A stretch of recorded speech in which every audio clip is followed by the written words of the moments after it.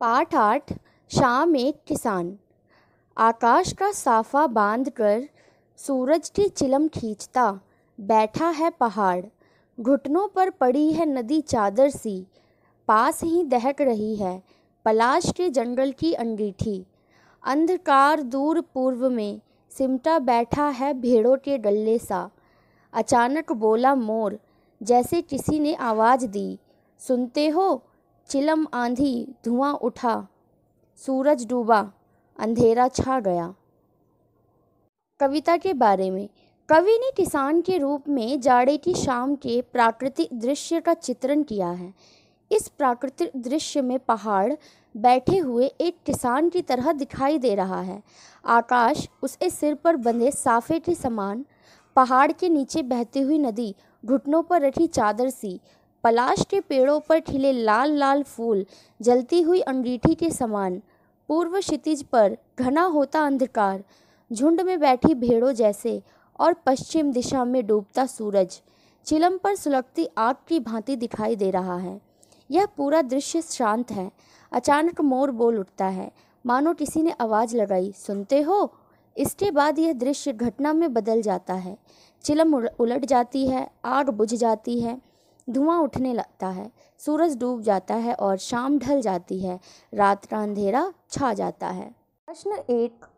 इस कविता में शाम के दृश्य को किसान के रूप में दिखाया गया है। यह एक रूपक है। इसे बचाने के लिए 5 एकरूपताओं की जोड़ी बनाई गई है। उन्हें उपमा कहते हैं। पहली एकरूपता आकाश और साफे में दिखाते हुए कविता में आकाश का साफा वाक्यांश आया है। इसी तरह तीसरी एकरूपता नदी और चादर में दिखाई गई है, मानो नदी चादर सी हो। अब आप दूसरी, चौथी और 5वीं एकरूपताओं को खोजकर लिखिए। उत्तर।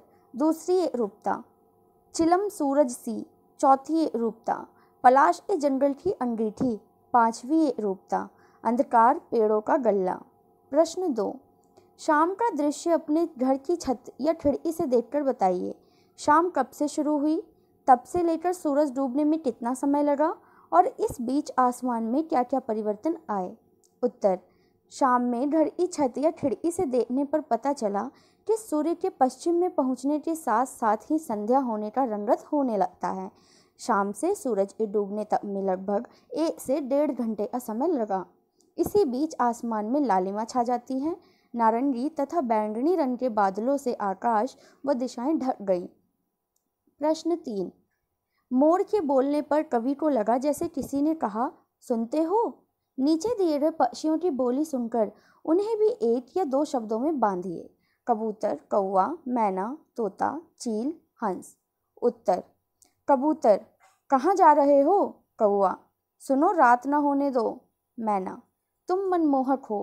तोता, तुम्हारा समय निराला है। चील, थोड़ी देर तो रुको। हंस, तुम्हारा कोई मुकाबला नहीं।